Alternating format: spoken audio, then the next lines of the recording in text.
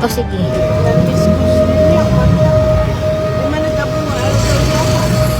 Nagngangalit na apoy at maitim na usok ang bumulabog sa gabi ng mga residente ng Barangay Babasit, Manawag, Pangasinan. Isang sunog kasi ang sumiklab sa isang warehouse sa lugar pasado alas 8 kagabi, February 11. Ayon sa barangay, imbakan at tindahan ito ng iba't ibang auto parts. Pero bago pa man ang insidente, sumiklab na ang isang sunog sa ikalawang palapag ng warehouse sa bandang alas 4. Pero agad itong naapula. Kaya naman laking gulat nila nang muling sumiklab ang apoy hanggang sa ito'y lumaki. Umabot sa ikatlong alarma ang sunog.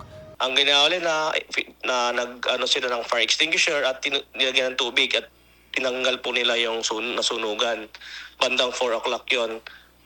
At nung bandang alas 6 ng hapon na gabi, biglang yung sunog, may usok na, nagliyab na yung kaya yun ang kwento niya, parang may sinadya daw.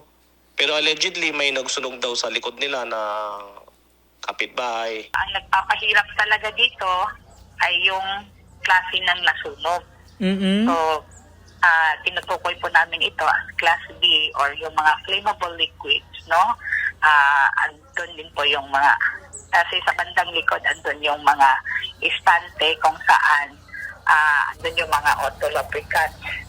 So, based din po sa ating knowledge with regard sa properties o sa klase ng substance na to, hindi po agad-agad siyang naaapula.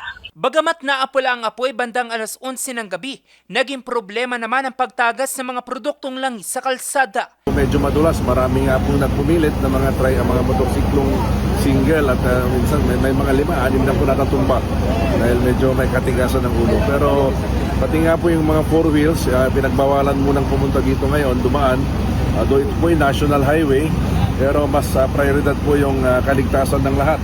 Kagabi po, naapulahan naman na po yung sunog, and then nung madaling araw, clearing operations po nila, inalis po nila yung mga leak ng mga sumabog kasi yung mga oil na tinda ng auto supply is nag-leak sa pababa doon sa may papuntang tulay. Kaya marami pong motor na natumba at pansamantala po nilang isinara yung daanan. Patuloy pa rin naman ang isinasagawang investigasyon ng Manawag BFP sa naging mitya ng apoy, kabilang na ang kabuang danyos na iniwan ng sunog. Jose Robert Inventor, RNG News.